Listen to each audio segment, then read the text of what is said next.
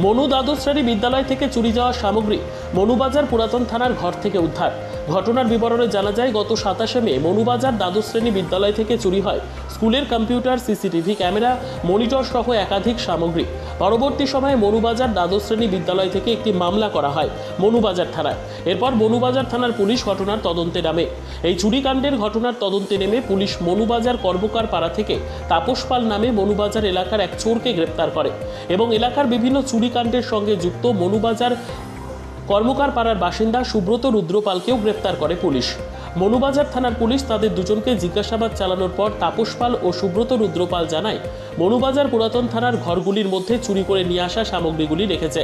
সেই মোতাবেক সোমবার সকালে মনুবাজার থানার পুলিশ চোর তাপস পালকে নিয়ে চুরির সামগ্রীগুলি পুরাতন থানার পরিত্যক্ত ঘর থেকে computer, laptop, CCTV camera, printer ও কম্পিউটার সহ বিভিন্ন সামগ্রী সেখান থেকে উদ্ধার করে নিয়ে আসে মনুবাজার থানায়। এ বিষয়ে বিস্তারিত জানান মনুবাজার থানার ওসি বিষ্ণুপদ ভৌমিক।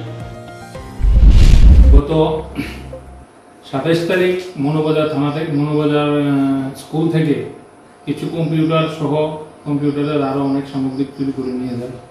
সেই মোতাবেক প্রথমে আমরা কিছু মাল উদ্ধার করি এবং আজকে গোপন সূত্রে প্রাপ্ত খবরের ভিত্তিতে তাপস পাল, যে এই চুরির ঘটনার সঙ্গে যুক্ত ছিল, তাকে আমরা অ্যারেস্ট করি। অ্যারেস্ট করার পর তাকে যখন জিজ্ঞাসাবাদ করা হয়, সে জানায় যে কিছু মাল সে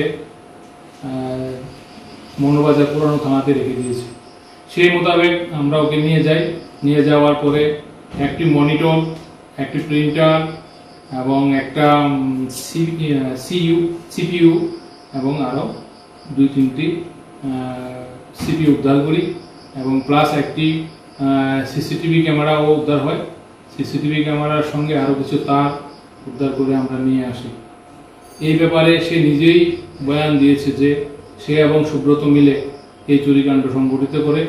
সুব্রতকে আমরা আগে অ্যারেস্ট করেছি এবং তার হেফাজত থেকেও আমরা একটি সিপিইউ, একটি মনিটর, একটি কিবোর্ড এবং একটি মাউস উদ্ধার করি।